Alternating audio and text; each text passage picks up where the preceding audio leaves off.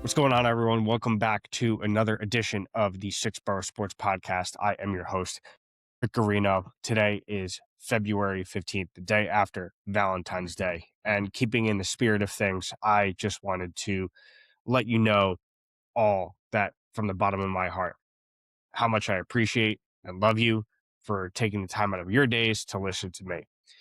And continuing on that theme of Valentine's Day, I thought we'd do a fun little segment going over the top 10 most lovable New York, New Jersey athletes over the last 25 years or so. And number 10, we're going to kick it off with Josh Hart of the New York Knicks. His last name is Hart. How much more Valentines can you get? Number 9, we got J.R. Smith. If you didn't love J.R. Smith when he was a part of the original Knicks tapes teams from 2012, 2013, then you're not a true Knicks fan. His ability to knock down some seriously questionable shots with ease and swagger was so much fun to watch. And I know he got a ton of hate towards the end of his career, especially when he was on the Cavs, but you're not going to be able to point out a better and more fun Nick to watch, a more lovable Nick in that era of the NBA, because we really had Amari Stoudemire and Melo at that point, but JR was one of the glue guys that held everything together for that team. You had to love his unconditional confidence and his extended clip in terms of his shot making and just never feeling like he was in a position where he couldn't put the basketball in the hoop. Number 8, CC Sabathia. You knew he was going to be on this list. Big bear of the Yankees, big teddy bear, but he was a fierce protector of his team. Talk about a guy who would go to war for any of his teammates or the Yankees and in general. He is universally loved and appreciated by generally baseball fans everywhere. CC, he's one of my favorite Yankees ever, just for the fact that he was a warrior and it didn't have to do with anything he even did on the field. He just had his guys' backs and he loved his teammates. And that's why he is number 8 on the most beloved New York athletes over the last 25 years. Number 7, Henrik Lundqvist. Yes, I'm putting a Ranger on this as a Devils fan. Every Rangers fan you know has Henrik's jersey, played his entire career for the New York Rangers and was very good at his job. It wasn't his fault that the Rangers never won a cup during his career. Number 6, it's Odell Beckham, OBJ. I don't think the Giants have ever had a true superstar talent like that, a guy that just transcended the game of football itself. Odell was a one of one. There will never be another like him. We have Malik Neighbors now. He's still not the same level of confidence and just electricity that Odell brought whenever he was on the field. You know, this might be controversial to some people. I think the only people that didn't like Odell were angry Boomer Giants fans and Cowboys fans. But I don't really care because I'm not making my show for you. Odell was awesome, and he made football so much fun to watch. And if you were going to be upset about that, then that's your problem because you weren't appreciating greatness at the time. I'm never going to forgive Dave Gettleman for trading him to the Browns because Odell wanted to finish his career entirely with the Giants. But I'm happy he ended up getting a Super Bowl ring because he deserves it. Number 5. We got to go with number 5 himself, David Wright. Outside of Tom Seaver, I don't think there's ever been a more beloved Met for someone. I mean, he spent his entire career with the organization. He was the last captain for New York Mets, and he always played the game the right way, gave everything he had to that organization. Even as a Yankees fan, you cannot help but appreciate David Wright. Number 4, I'm going Aaron Judge. And do I really need to say anything about the current captain of the New York Yankees? We all know the accolades. 3-time MVP, committed to being a Yankee for life during a free agency period where it wasn't certain he was going to. He finally had the breakout postseason that he had been missing last year, so we know that he's going to be able to do it in the future. I think he got that monkey off his back, and if some people in the front office actually want to give him a team that can truly compete with the Dodgers, then yes, he's going to end his career as a World Series champion. If he does win a championship for New York, he will instantly be shot up to number one. Or, depending on how you feel about my number one coming up, number two at the very least. Number three is Jalen Brunson. When all is said and done, this is a Knicks town. It's far and away the Knicks are king and everything. And there's been no one more responsible for getting the Knicks back to prominence and prestige than Jalen Brunson. He's the de facto captain. He is the leader of the Knicks. The fans love him to a weird point. I'm not kidding. If you haven't checked the comments on his Instagram post with his wedding photos, do yourself a favor and go look, because it's straight up comedy. You have some grown men saying some wild shit underneath his Instagram post professing their love for him. The Knicks fans love Jalen Brunson, and it's really hard not to, because he plays so freaking hard. I'm going to get into this a little bit later, but the NBA product is suffering greatly. And he is one of the reasons that the Knicks are the only watchable team in the NBA at the moment. And it's because he has the team following his lead, and they're playing good basketball and they play hard. So it's hard not to love them. Number two is Eli Manning. Has there ever been a more beloved fan? Has there ever been a more beloved football player in New York ever? Eli is loved by everyone, not even New York Giants fans. He has branded himself and reached out to the entire NFL fan base at this point, and he is just this goofy mascot that is so easy to love and connect with the fans. He's constantly going to games and being a great ambassador for the Giants. And this is all on top of the fact that he went on two of the most improbable Super Bowl runs in the history of the NFL, and not just the Giants, the entire league. And he really should be a Hall of Famer. I don't think it's up for debate at this point. If you don't think Eli belongs in the Hall of Fame, you don't know ball.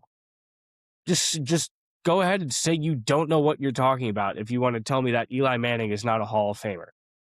And, of course, you really thought I was going to forget him, but the most beloved New York, New Jersey athlete over the last 25 years is Derek Jeter. I mean, do I really have to get into the captain's accolades? You don't have to go down the list, right? We all know he won 5 World Series championships. We all know he got robbed of an MVP in 1999. Not to mention the ESPN dating diamond that they put on TV when he was basically seeing every 9 and 10 supermodel actress, whatever, under the sun. He is New York's certified lover boy. And if anyone has a problem with that, they can go through me. All right. Well, I hope you guys enjoyed that little segment. Let's get into today's news. With spring training being off to a surprisingly good start for what seems like the first time in years. The Yankees are not announcing a million injuries that surprised everyone at the beginning of camp so far. The only real injury news that we've had so far is Cam Schlittler has a slight lat strain, and even he said that he is going to be fine and throwing within the week. So nothing really concerning just there.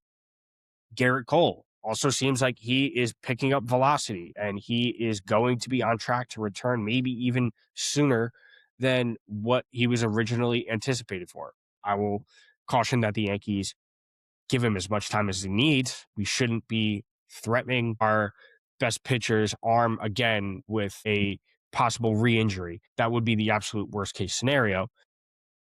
But it seems like he's going to be facing hitters by the end of the month, which if you told me, I was not going to be certain that would happen. And Carlos Rodon also might be ready to rejoin the rotation at the end of April, which is great news because of the Yankees pitching depth right now, and their rotation is not great. He's probably going to be slotted into the back of the rotation, which is going to be a strength for us. People are going to see the back of our rotation and think it's going to be a bottom guy, but Carlos Rodon is our 3 guy, our 4 guy in our rotation. The Yankees' current starting rotation as constructed right now, it's Max Fried, It's Luis Heel. It's Cam Schlittler. Will Warren, maybe. He was up and down last year.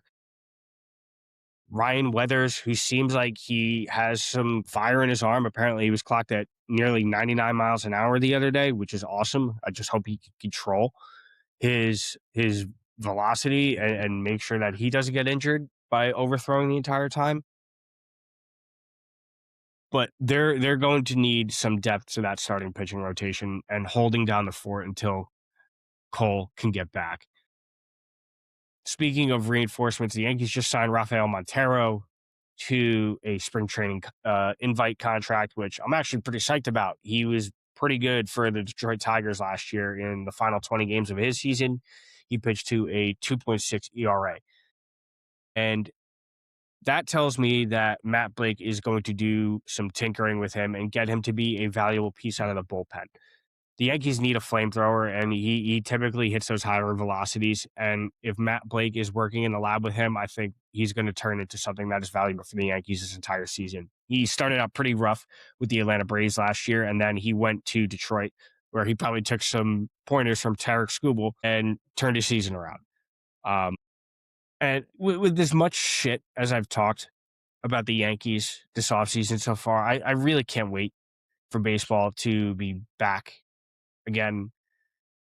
I've absolutely had it with the winter weather. I need to see 70 and sunny. Otherwise, I'm going to lose my mind soon. And at least seeing it on TV in Tampa, Florida is going to be a breath of fresh air. For the Mets, there have been no real updates outside of Francisco Lindor, who, by all accounts, seems to be ready for the beginning of the season. Probably not opening day, but he will be joining the team shortly thereafter. This is a good thing about Bo Bichette being signed, because you have a legitimate shortstop in the event that Francisco can't go. And Bo Bichette's clearly going to give you the offensive pop that Lindor typically struggles with early in the season. So that's really doing it for baseball news for us. I think we do need to give some appreciation for Team USA right now. The Olympics have been a great watch so far when we've actually been able to watch the events happening. I got to say, NBC's coverage of the Olympics has been pretty abysmal, and it's been on purpose. I get it. They're trying to sell Peacock subscriptions with them advertising the commercialless experience, and you can view all the events at once in a multi-view. But every year in the past, when we've been able to watch the Olympics on NBC, you have every channel showing some sort of event at any given time, whether it's a rerun or not. There's at least something on. I've been home this whole week because I have a wisdom teeth taken out on Wednesday. So I've literally been plastered to the couch just watching the Olympics straight through every single day till I get to the reruns at night. Even with the Summer Olympics in 2024, you had something on USA Network. You had something on True TV. There was something on Channel 4 for NBC. You had something on CNBC or Sci-Fi. There's nothing this year. Maybe on the weekends there's something on CNBC. Like I noticed today and yesterday that CNBC actually had stuff going on, and I get that CNBC is mainly a business news station and there are plenty of live market updates. And NBC literally just had the Super Bowl, but this is your Super Bowl. You own the rights to the Olympics broadcasting. This should be everywhere.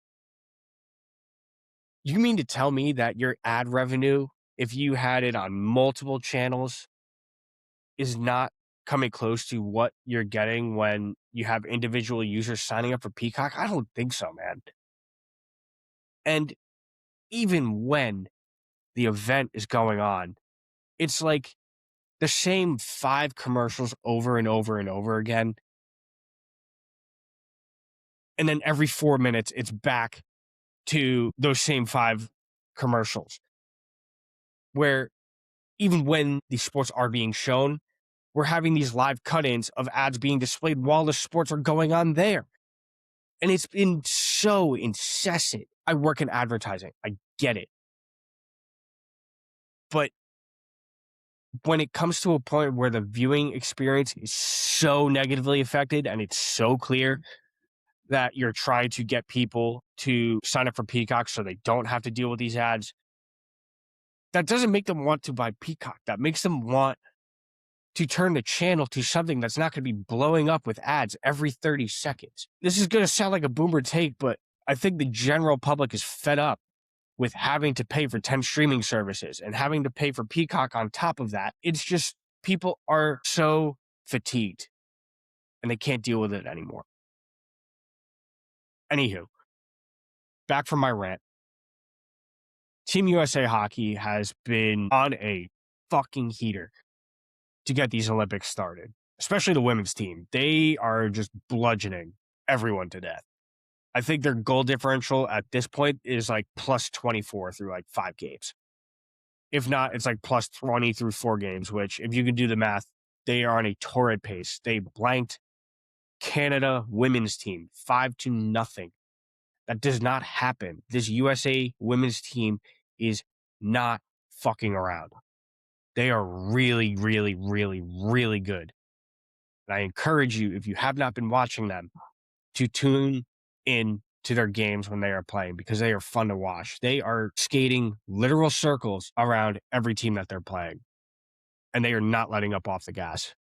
And they should be a shoo-in for gold at the end of the Olympics. Men's team is also looking pretty good right now, too. Just fresh off a dominant win against Germany, their only real test in the group stage. But the thing that stood out to me as a New Jersey Devils fan is Jack Hughes is back to his old self. Not only has he been extremely noticeable when he's on the ice, but he's been contributing on the score sheet. 2 primary assists that came in the game against Latvia, including a highlight reel tic-tac-toe goal. Try and say that 5 times fast. Shout out to old Islander buddy, Brock Nelson. And he had the final goal in the game against Denmark yesterday to seal the game, essentially, where he banked it off the goalie skate from behind the goal line. It was sick. It's a vintage Jack Hughes goal that you've seen from him plenty of times before. He looks healthy. And while right now it says in the lineup card that he's lining up on the 4th line right wing, which has generally been true most of the time, he has been on the right wing of Brock Nelson and either Vinny Trocheck or JT Miller on the left wing. Mike Sullivan has been quick to use Jack in all situations, maybe outside of the penalty kill. But the USC team really isn't on the penalty kill too much. He's been lining up on the power play units where he wasn't present at the beginning of the Olympic camp. He lined up with Austin Matthews and Matt Boldy and the top line at one point. And he's acted like a very lethal Swiss Army knife for Team USA. And I'm very proud of him. Because last year, he faced a lot of scrutiny coming out of the Four Nations tournament that he was too small, too fragile, too frail to play against the big boys like Canada and Sweden and Norway. And he even faced some scrutiny, including from me, pretty recently. 3 games before the Olympics started,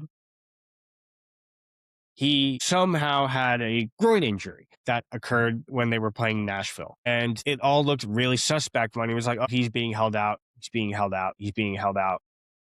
And then magically he's ready to go as soon as the Olympics start. Naturally, Devils fans were pretty upset about this. And with the way that the Four Nations tournament went last year, a lot of Devils fans were arguing that he didn't even deserve a roster spot on Team USA. And with his play so far, he's shutting those people up. And I'm glad he's doing it because he's even shutting me up. I thought that, like, hey, man, if you're not healthy enough to play for your team that is in a death spiral fighting for their playoff chances, you shouldn't be good to go and play for the U.S.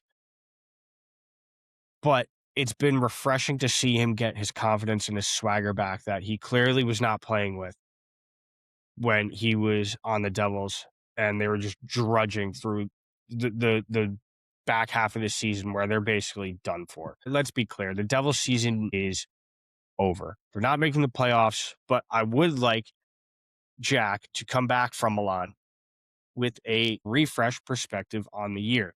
Now, what I mean by that is play like you still have a chance to make some noise and finish the season healthy. Jack, if you can come back next year with 10 more pounds of muscle added and an actual offseason spent developing and not rehabbing a catastrophic shoulder injury, You have the opportunity to take yourself from a great player to an elite player. And I don't say that lightly. You were elite in 2022, 2023, and then we've taken a step back the last 2 years because you have been hurt as much as you have. Next year, next offseason is so crucial because you determine what the Devils are going to be doing in terms of how far do we actually have to retool this team? How far do we have to turn back the clock and start selling off assets? Because you have the ability to make everyone look great. Look at what happens when you're not stapled to Andre Palat to do all the dirty work for you, which is not finishing any sweet chance that you set up for him. Just think about what it's going to be when you're 28 years old in the heart of your prime, playing for Team USA again in 4 years, and you finish the season healthy the next couple of years, and you've added on muscle every single year, and you've refined your game, and you've become more and more dominant. That's going to separate you, and the Devils need that. We all know you're capable of it. But unfortunately, no matter what Team USA does this year and who contributes, I don't think we're getting past Canada. I know. Cast me to the Wolves. I sound like such a bad patriot at the moment, but the Canada team is straight up unfair, guys. We have to be real here. They do not have a weakness. It's a wonder they get scored on at all, even when it's not a lot. Like, maybe you can knock their goaltending, but Jordan Binnington isn't even considered a weakness because he's still a good goalie. He might be a little bit of a head case, and that might be the only way that USA gets to him, but he's still a good goaltender. Just the idea of Nathan MacKinnon, Connor McDavid, Sidney Crosby, Macklin Celebrini, and Cale Makar on their top power play unit, that is nightmares for any team to play. They're the Avengers. It just is what it is. They are the best players in hockey at every position, basically centers and Cale Makar, but they're capable of playing every position in hockey if they really wanted to, and they would be better than most starting fives for any team in the NHL.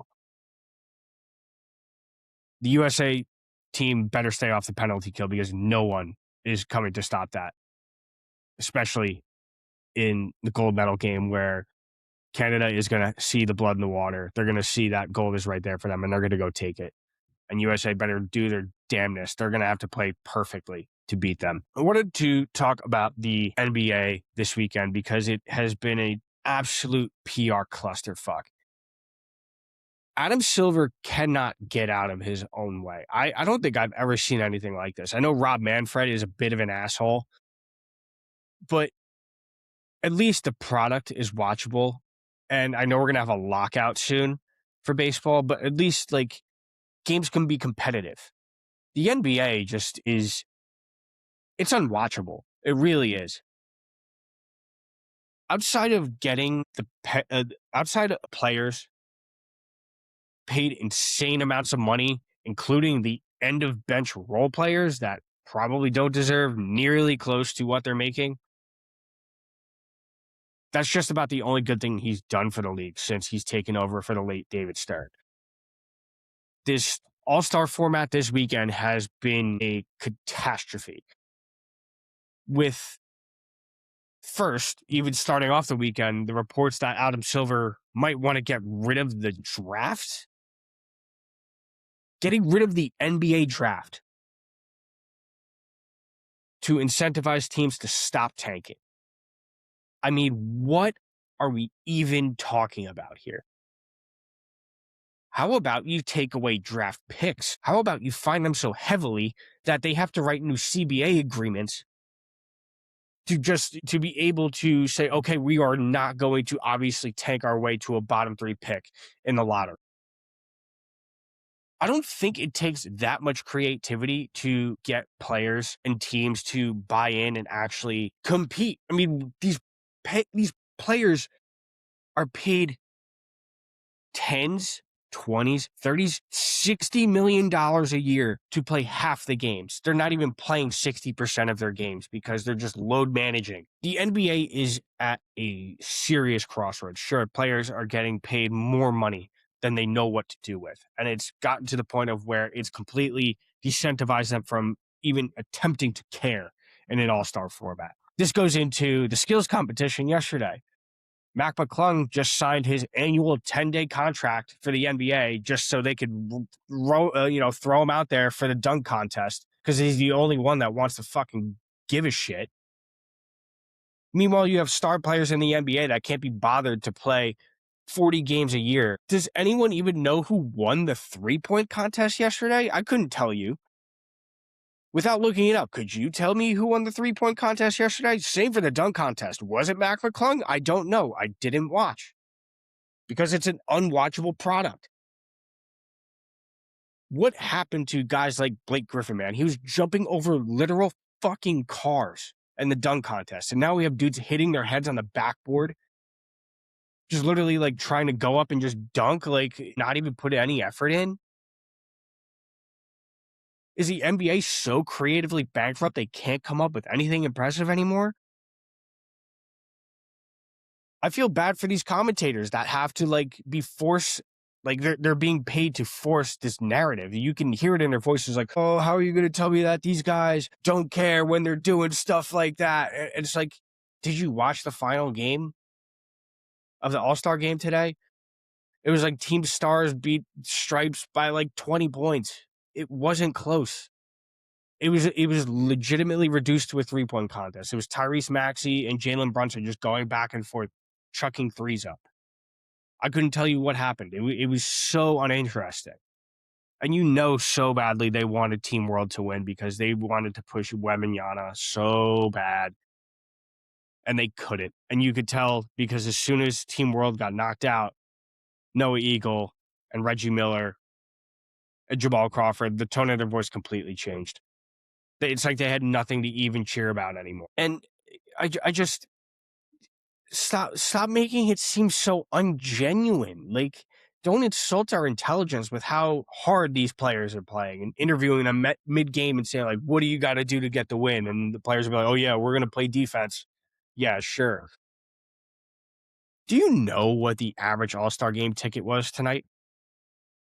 It was $1,200 to $1,600 just to get in the building. That's not including concessions, which this is a brand new stadium in LA. I guarantee you it's $25 a beer. It's $15 for a small hot dog, $20 for a bucket of popcorn. And it's to go watch a bunch of guys that can't be bothered to play a game of pickup.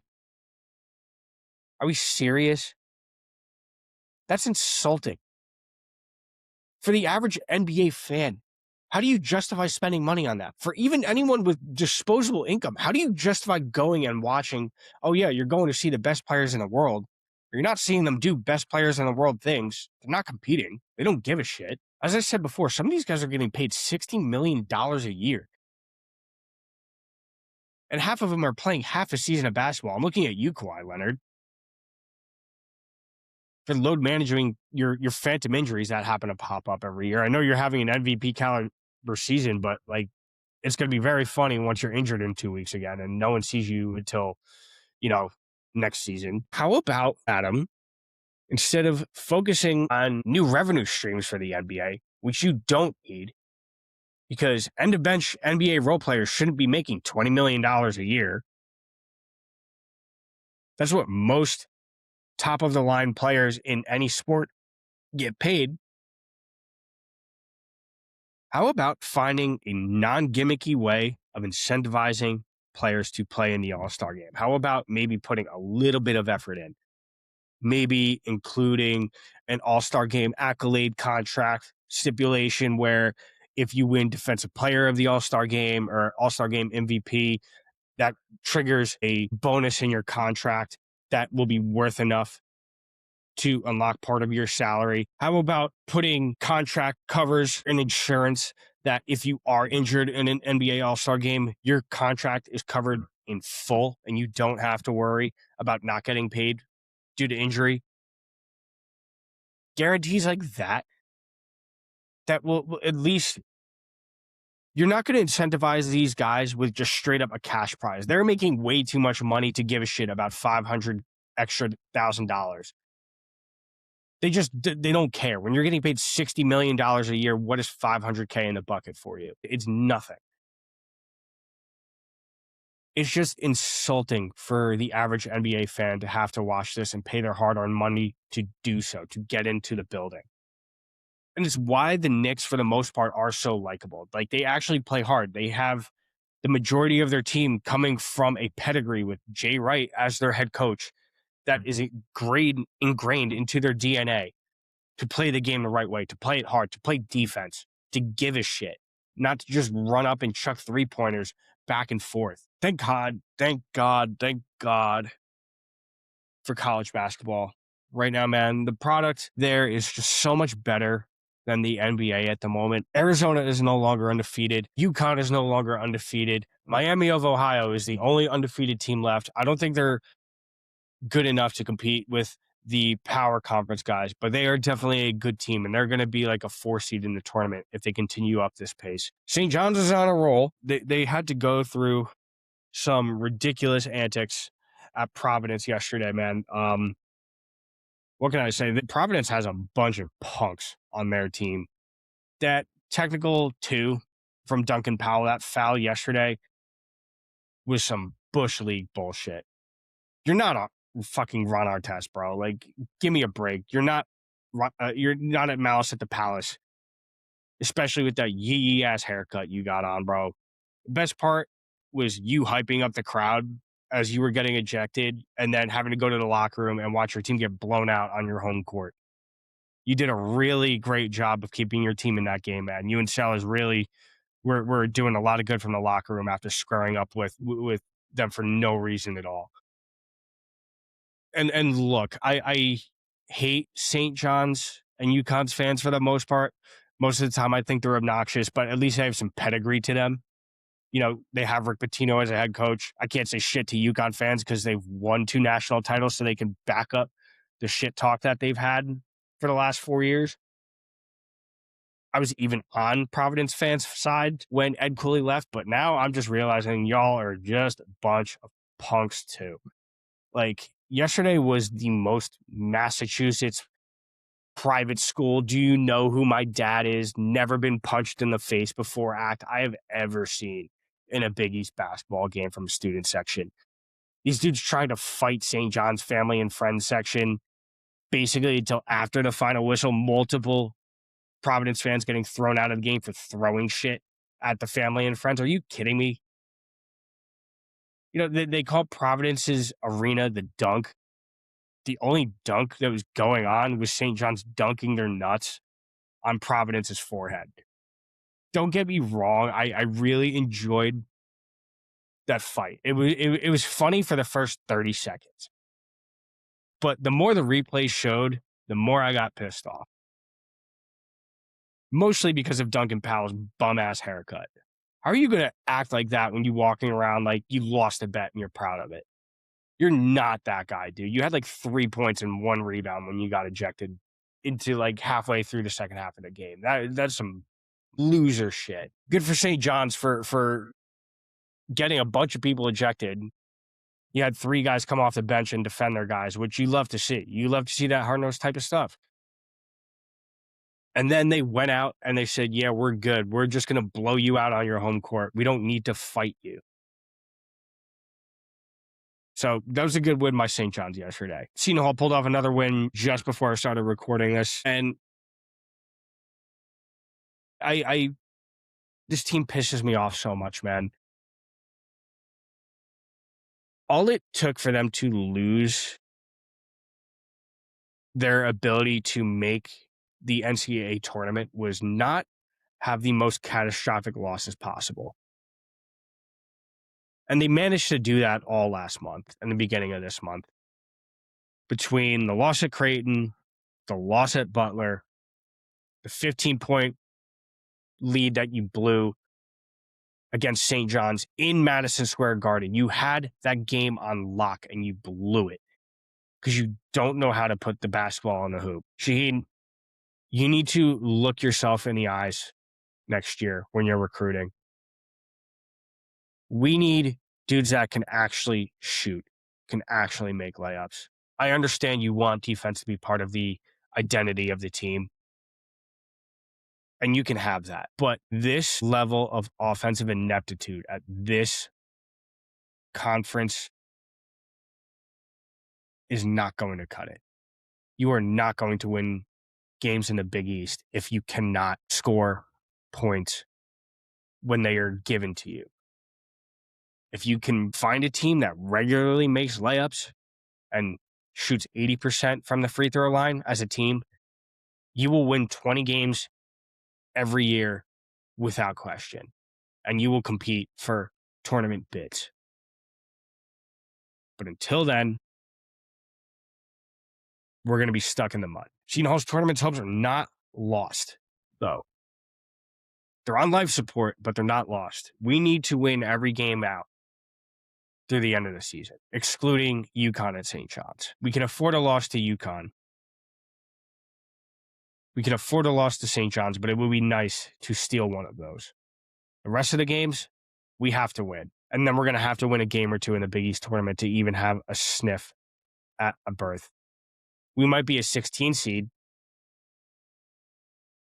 Technically, that wouldn't be possible because that's going to go to a mid-major. We could be a very low seed. We could be a 12 or an 11 or a 14. But this team needs to lock in through the end of the season. They cannot afford to have another hiccup and lose a game to a team that they shouldn't. Not to a DePaul, not to a Georgetown, not to a Xavier. They need to win these games coming up. After the season, we're going to do a bit more of a deep dive into what Seton Hall needs to do to really compete. And that's going to be more at an administrative level where we're talking, we need to establish a basketball front office. We have a nice practice facility now, but we're going to need some funding for some actual players. With tuition as high as it is, the highest it's ever been in the student body, the highest it's ever been, even since I've been in school, there's no excuse anymore. Carve out an extra $1 million or $2 million from the yearly budget. I know you have it. But with that, we are going